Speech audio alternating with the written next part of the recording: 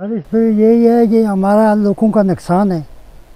हम गरीब अवाम हैं, हम इस जंगलात पर गुजारा करते थे, लेकिन ये गलत करते हैं। जो इंतज़ामिया है वो इस पर तवज्जो नहीं लगा रही है, तो इसलिए इस पर तवज्जो लगाई जाए, तो ये इसकी रखवाली की जाए कि हम गरीब लोगों का यहाँ नुकसान ना हो। तो उन्होंने कार्रवाई करनी चाहिए, इसकी रखवाली करनी चाहिए। उनको तनख्वाह मिल रही है, वो इसकी रखवाली करने, हम लोग रखवाली कर रहे हैं इन बच्चों की, तो चलो ये हमें किसी वक्त आने वाली नस्ल में काम आने वाली। हाँ, इंतज़ामिया सोचना लोड़िए, जो नुकसान हुआ हम लोग का, गरीब लोगों को नुकसान हुआ, इसकी हिफाजत करनी चाहिए, बचाना चाहिए। हम अपना बच्चा ना बचावा, इसमें रखवाली करनी चाहिए, तनख्वाह लेंगे सब कुछ, लेकिन हिफाजत करता बेचने की।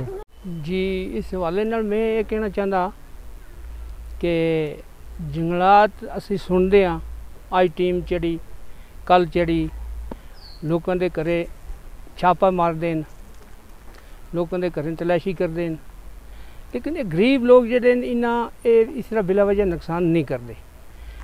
इसके बीच कोई समझ नहीं आ रही है कि वजह क्या है। कोई किसी की मिली भगत है, कोई होर गल है, नुकसान वाकया हो रहा है, सुन भी यही आंदा है। मैंने तो देखा नहीं, ये लोगों को सुन रहे कि नुकसान हो रहा है, लेकिन इस नुकसान को देखना चाहिए, इसनों कंट्रोल भी करना चाहिए। जिथे साडी गरीब जनता की तहफ़्फ़ुज़ की जरूरत है, ये अगे भी करते, पिछे भी करने वास्ते तैयार हैं, लेकिन इसकी समझ नहीं आती कि होंदा क्यों है। कदे 2 दिन बाद टीम इंतजामिया जिस तरह कानून है या जिस तरह इसकी रखवाली करनी जरूरी है उस तरह की जाए तो जंगल जड़ा है बच्चे ठीक है।